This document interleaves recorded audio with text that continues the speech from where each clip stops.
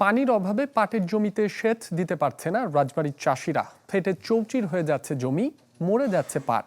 চাষিরা বলছেন 12 ফুট গর্ত করে শ্যালো বসিয়েও মিলছে না সমাধান।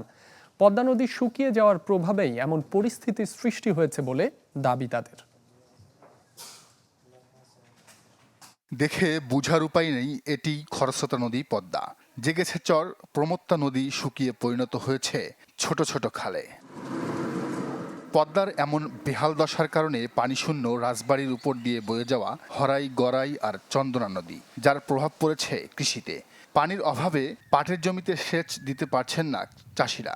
12 ফুট গর্ত করে শ্যালো বসিয়েও মিলছে না সমাধান। যত নিচে যাওয়া যাবে তত পানি বেশি উঠবে, এই জন্য আমি 12 ফিট দাবাইছি। 12 ফিট দাবাও পানি পাচ্ছি না তেমন। 7-8 ফিট গাড়া করলে ওর ভিতর ফিতেতে পানি উঠেও যায় না, নিজেরা উঠানো সমস্যা হয়। গত বছর আমরা 6 ফিট 7 ফিট গাড়া করে পানি উঠে সেচ দিছিলাম।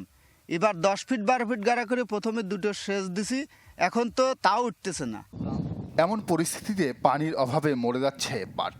চাষিদের দাবি, 2টি করে সেচ দেয়া হলেও প্রচণ্ড খরায় জমি ফেটে চৌচির, ফলে আবাদ নিয়ে দুশ্চিন্তায় তারা।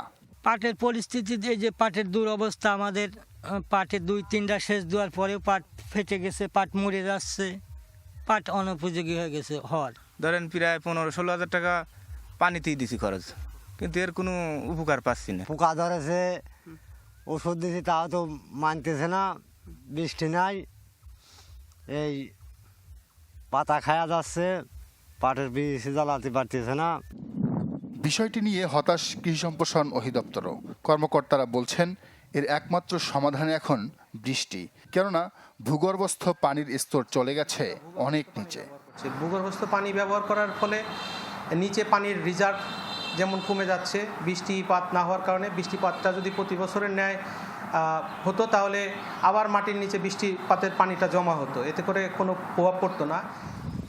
রাজবাড়িতে এবছর প্রায় 50 হেক্টর জমিতে পাটের আবাদ হয়েছে। Desk report, channel 24।